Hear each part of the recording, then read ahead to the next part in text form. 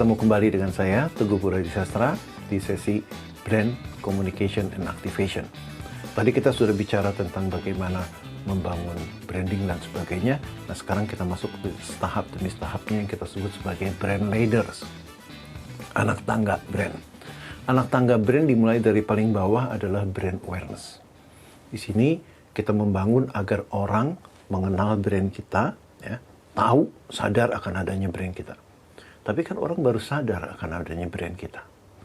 Dia belum bisa mengasosiasikan brand ini gunanya apa ya? Ini brand apa ya? Tadi saya katakan brand ABC. Iya, ABC yang mana? Ini kecap, baterai, atau apa? Ya, maka muncullah yang namanya brand association. Ketika orang menyebut brand, orang sudah, oh itu brand yang begini. Ya, oke. Naik lagi ke tahap berikutnya, itu adalah perceived quality. Ketika saya mendengar brand, saya sudah bisa membayangkan, oh ini kualitasnya begini.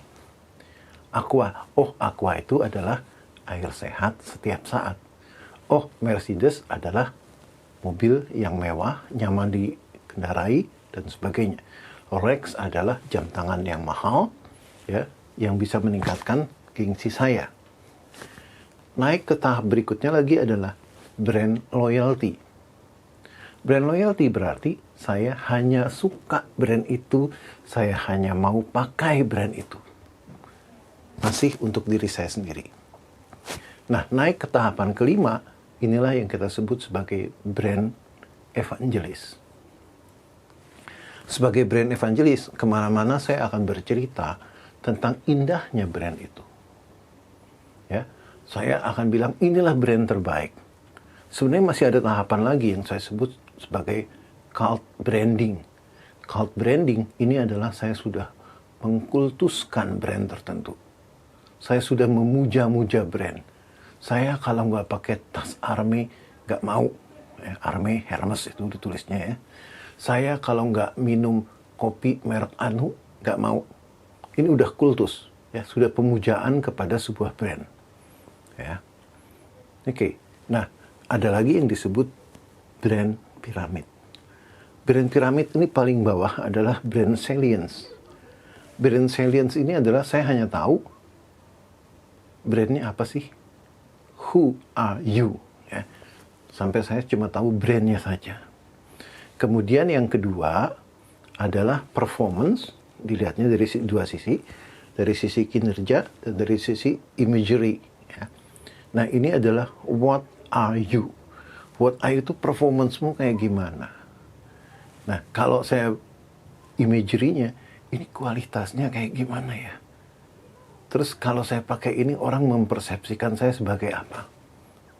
Ya. Nah, kemudian adalah what about you? Di sini ada judgment. Ya. Yang dari sisi kirinya itu judgment, dikaitkan dengan kinerjanya, dan kedua adalah feelings. Ya. Kalau feelings adalah, kalau saya pakai ini, comfort nggak? Nah, itu. Dan yang paling atas adalah equity. Equity ini sudah dikaitkan antara saya dengan brandnya. Ya. Apakah saya dan brand itu bagus? Apakah saya dan brand menjadi satu? Jadi brand ini bernilai di mata saya. Dan di atasnya adalah market consequence. Ya. Kalau semuanya oke, saya akan beli produk tadi. Nah, pertimbangan yang berdasarkan rasio kita sebut rational atau cold. Ya. Pertimbangan yang berdasarkan pada emosional ini kita sebut hot. Ya. Jadi yang rasional itu adalah cold, ingin. Yang berdasarkan emosi adalah hot, panas. Ya. Nah, kemudian kita juga masuk kepada perubahan dari teori model komunikasinya. Dari model komunikasinya berubah. Kalau dulu kita kenal AIDA, awareness, interest, desire, dan action. Berhenti pada action, berhenti pada diri sendiri. Ya, kalau pada sekarang, model yang kita gunakan adalah model dari Sugiyama dan Andre, ISAS. Ya, A-nya tetap awareness, I-nya tetap interest, kemudian S, search. Ini sudah menggunakan media-media baru. Mencarinya di internet. Baru kalau udah dicari, orang action. Ya. Kalau udah action, orang share. Sorry, bukannya kalau sudah action, tapi secara linear, urutannya sehabis action adalah share. Jadi saya akan menceritakan kepada orang lain lagi. Tapi sebenarnya, saya baru tertarik pun saya sudah bisa melakukan share. Jadi model dari Sugiyama dan Andre ini tidak linear. Ya. Nah, itu perubahan yang terjadi sejak online consumer behavior. Dan brand activation juga berubah. Kalau dulu yang disebut brand activation itu adalah iklan. Yang disebut sebagai pilih fokus. Satu saja yang kita promosikan dengan tools utama iklan, yang lain adalah pendukung. Sekarang, enggak. Sekarang 360 derajat. Anda pakai total semua produk, semua marketing communication tool. Ya. Jadi, brand activation goals adalah bringing brand to life. Dan toolsnya adalah semua tools yang relevan. Kita menggunakan integrated marketing communication secara selektif. Mana yang pas kita pakai, yang enggak kita pakai. Ya. Nah, Anda bisa lihat nanti apa saja brand activation toolsnya yang digunakan. Ya. Nah, ada banyak, sini banyak sekali lah. Kalau saya bacakan akan terlalu panjang. Dan yang terpenting di dalam brand activation adalah perubahan, pergeseran dari sudut tingkatannya, mulai dari acquisition, mulai dari kita merebut pembeli, ya. Kemudian ada activation, dia membeli, jadi kita tarik minatnya sampai dia membeli di activation. Kemudian kita retention, ya. Orang yang udah beli harus loyal. Nah, kalau sudah retention, kita harus menciptakan revenue. Caranya adalah apa? Supaya dilakukan pembelian berulang dari orang yang sama. Dan yang lebih lanjut lagi adalah referral. Orang yang sudah beli harus bisa merekomendasikan produk kita kepada orang lain. Jadi dia aktif menjadi bagian dari kita. Ya.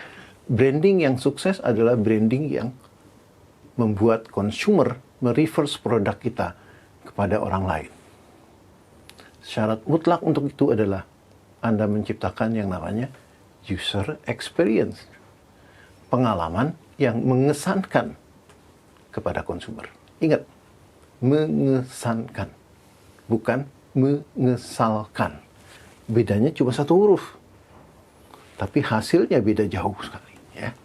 Nah, itu tadi acquisition from acquisition to evangelist.